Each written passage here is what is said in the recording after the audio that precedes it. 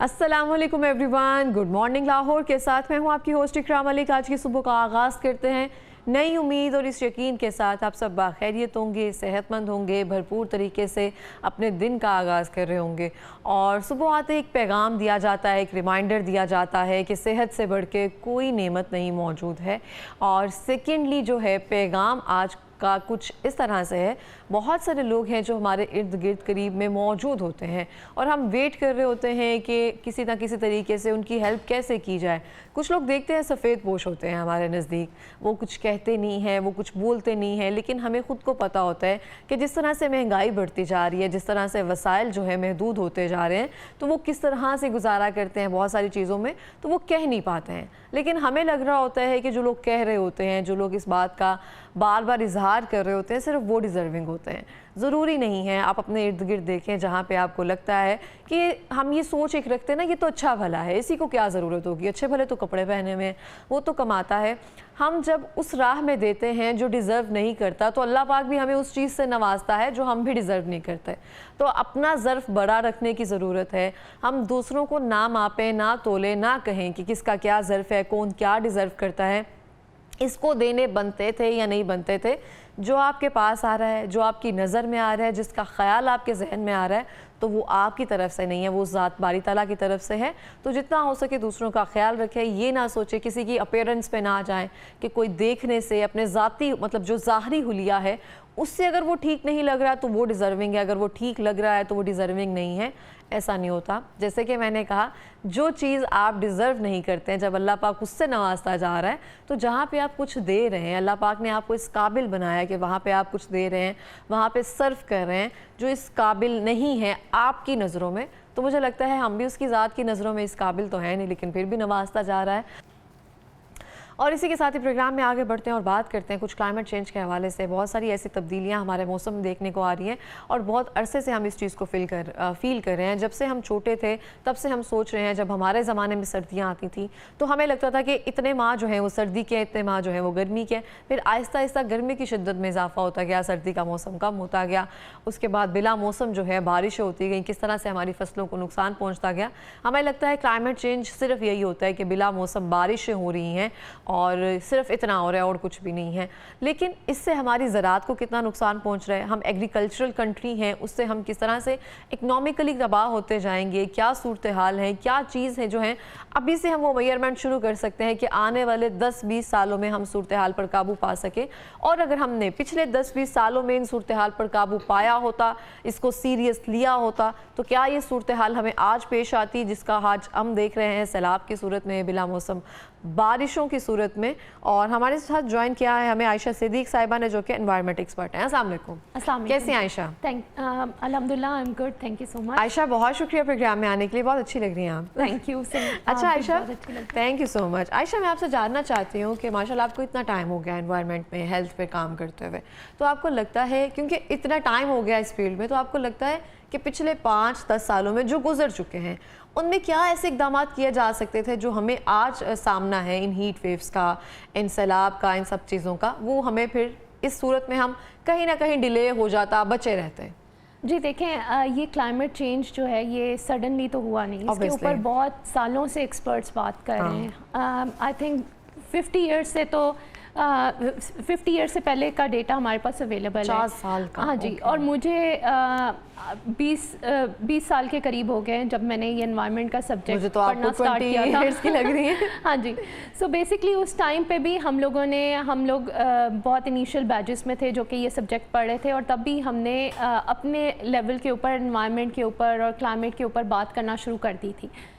उस टाइम पे भी जब हम लोग एनवायरनमेंट रिलेटेड इश्यूज़ को पढ़ रहे थे, हम ऑब्ज़र्व भी कर रहे होते थे अपनी सराउंडिंग्स को।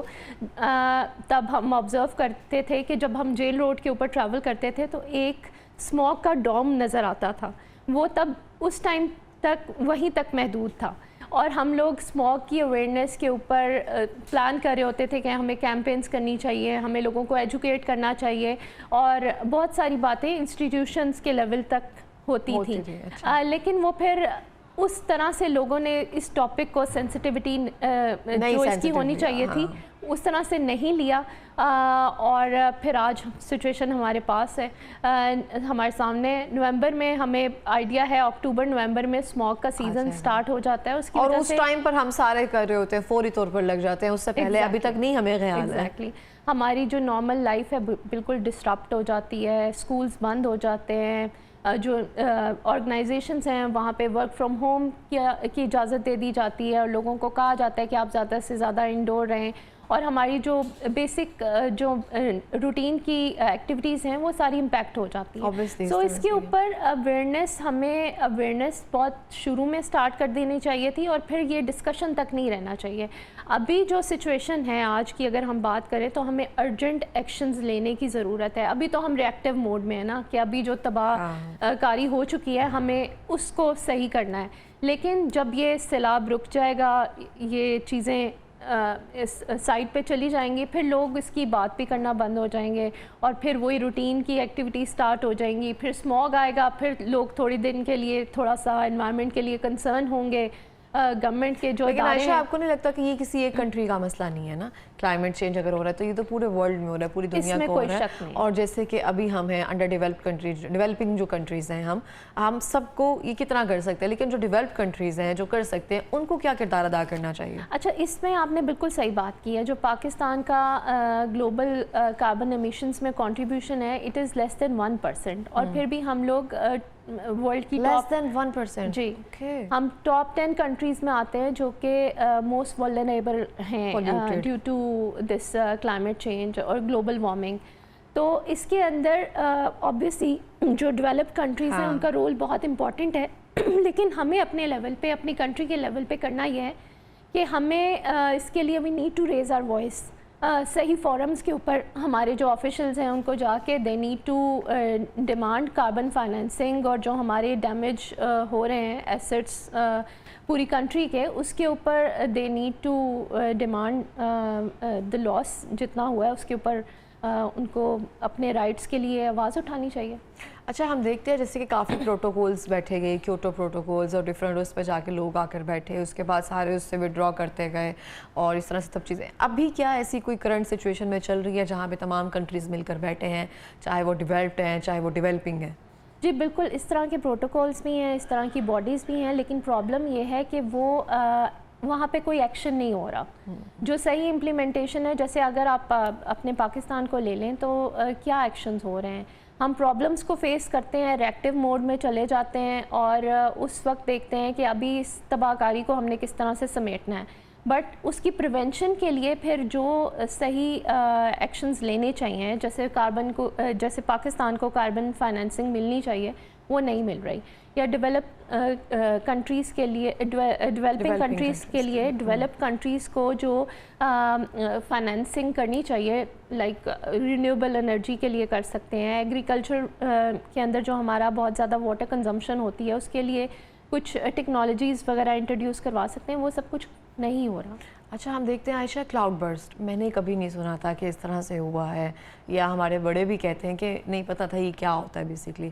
फिर आहिस्ता आहिस्ता इस तरह से ज़्यादा ये ज़द-ए-आम एक जो है ना लफ्ज़ होता गया, फिर इसके बाकायदा डेफिनेशंस आई, क्या होता है, बादल कैसे आता है, इसकी क्या रीज़न है? ये भी वन ऑफ द रीज़न है क्लाइमेट चेंज की, लेकिन ये क्या है बेसिकली, किस तरह से हो रहा है, ये मज़ीद आगे जाके कितना बढ़ता जाएगा?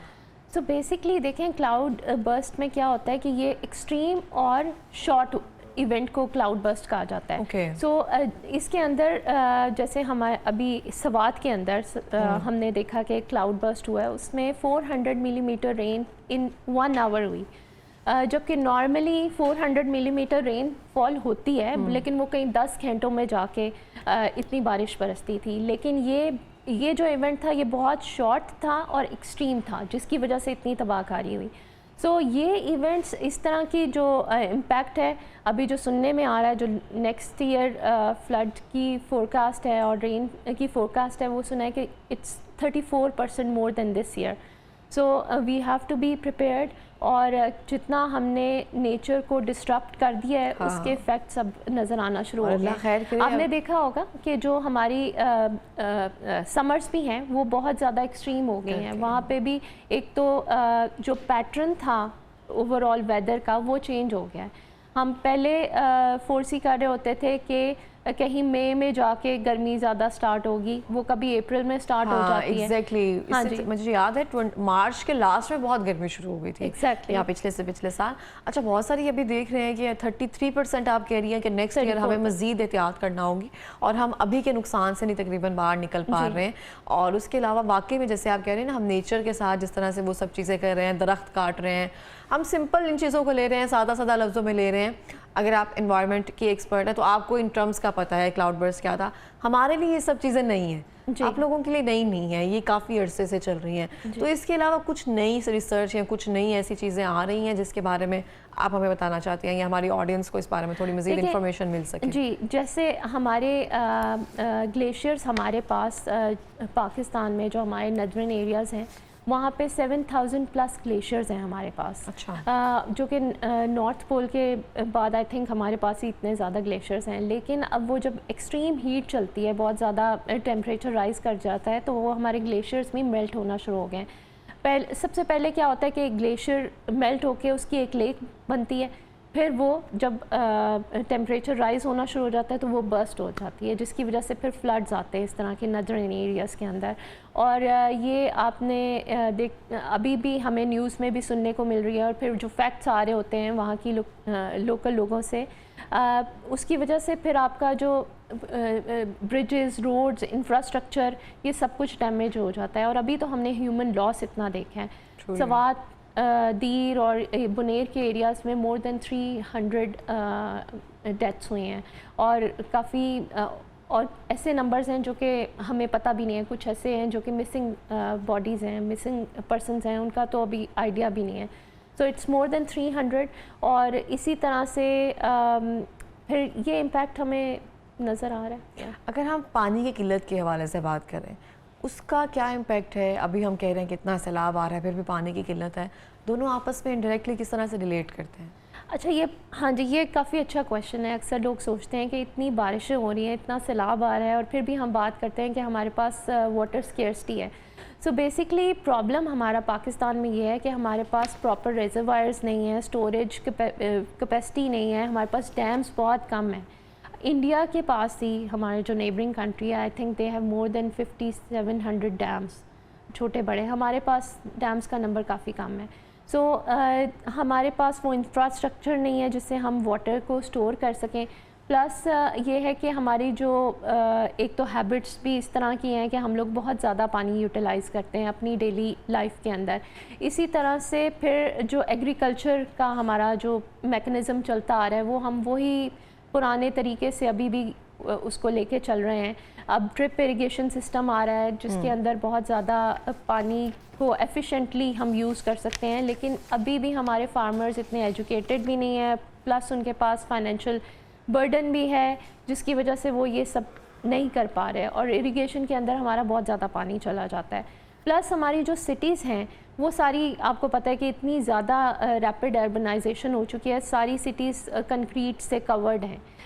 تو جب بارش کا پانی آتا ہے وہ واٹر کے گراؤنڈ کے اندر اس کو سیپ ان کرنے کے لیے ایک بیریئر آ گیا ہے. وہ واٹر ٹیبل کے اندر کنٹریبیوٹ نہیں کر سکتا, وہ وہاں نہیں جا سکتا کیونکہ ہمارے تو وہ لیوریج ہی نہیں رہی نا. تو اس وجہ سے اتنے زیادہ ٹیوب ویلز کے تھرو جب پانی کو پمپ کیا جاتا ہے تو گراؤنڈ لیول جو واٹر ٹیبل کا لیول ہے وہ اور زیادہ لو ہوتا جاتا ہے, جس کی وجہ سے واٹر اسکیئرسٹی اسٹل دیئر.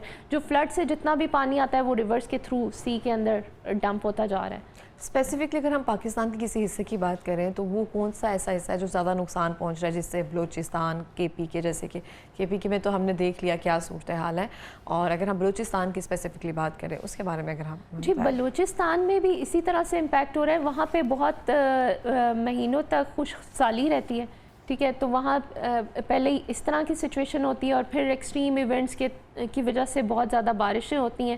تو وہاں کا جو ایگریکلچر اور لائف سٹاک کا مین لوگوں کا جو ایک ذریعہ معاش ہے وہی ہے, تو وہ پورا امپیکٹ ہو جاتا ہے.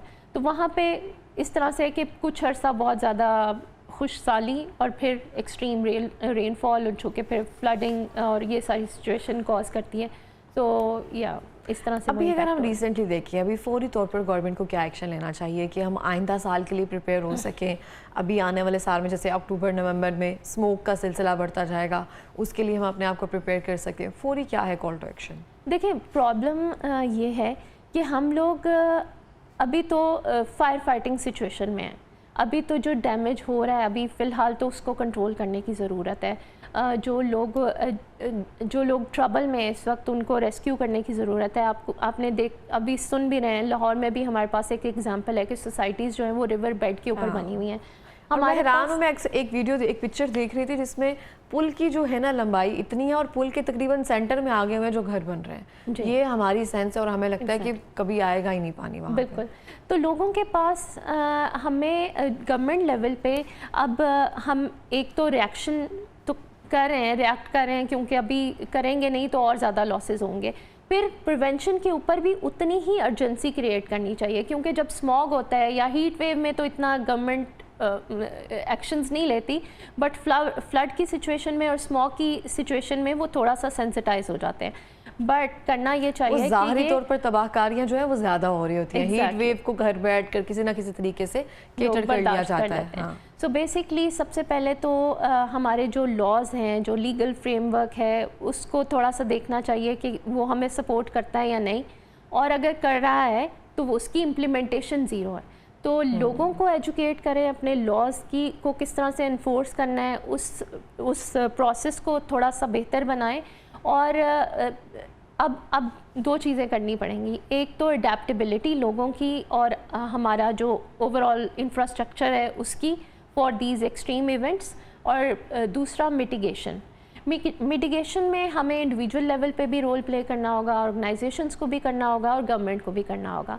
इसके साथ साथ अडेप्टेबिलिटी पे भी काम करना होगा कि जो सोसाइटीज़ जो रिवर बेड के पास हैं, अगर वो किसी सोसाइटी के अंडर आ रही हैं, या इवन लोगों को एजुकेट करना पड़ेगा कि ये एरिया आपका रिवर बेड के ऊपर आप रह रहे हैं या आप उसके पास हैं, तो लोगों को एजुकेट करें कि यहाँ से मूव होना शुरू हो जाएं, क्योंकि जो नेचर का फ्लो है उसको नहीं हम रोक सकते। पानी ने जिस तरह से बहना है उसने उसी तरह से बहना है, उसको नहीं रोका जा सकता। प्लस मेडिकेशन, ज़्यादा से ज़्यादा प्लांटेशन करें। लोगों को वाटर कंजर्वेशन के ऊपर हमारे लॉज भी होने चाहिए, फिर लोगों को एजुकेट भी करें। अभी आपने देखा है कि रिन्यूएबल एनर्जी के ऊपर काम होना चाहिए। हमारे पास बहुत से एवेन्यूज़ हैं, लोग इंडिविजुअल लेवल पे भी इस पे ऑब्वियसली इन्वेस्ट कर रहे हैं क्योंकि उसमें इकोनॉमिक बेनिफिट भी है, वो सेंस भी बनती है।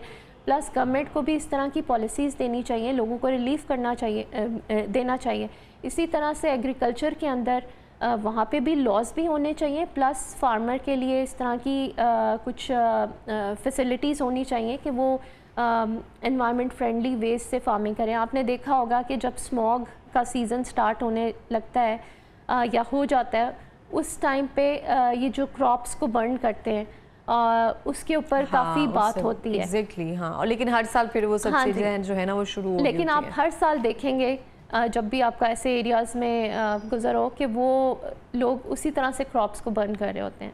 तो बेसिकली प्रॉब्लम्स का हमें आइडिया है, बट हम उसको फिक्स नहीं कर रहे। सो उसके ऊपर हम कहते हैं जब होगा तब देखी जाएगी, और फिर देखा नहीं जाता, ये सूरत हाल हो जाती है। Thank you so much Ayesha programme में आने के लिए और इतनी अवेयरनेस जो है हमारे तक पहुंचाने के लिए। और इसी के साथ मैं भी ये कहना चाहती हूँ कि बहुत सारी चीज़ों को हम फॉर ग्रांटेड ले लेते हैं, हमें लगता है कि जब वक्त आएगा तब देखी जाएगी, लेकिन वक्त से पहले कुछ इकदाम करना बहुत ज़रूरी होते हैं।